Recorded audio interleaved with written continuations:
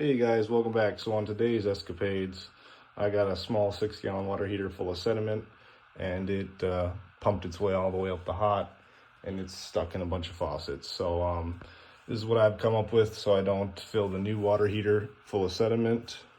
I've got the cold hook back into the hot, so I'm able to flush the hot out. And actually I can hook a vacuum up to the bottom of that to suck the rest of the sediment down if I really need to. And then when I get that all taken care of, I'll pull this off, install my new water heater, be all good to go.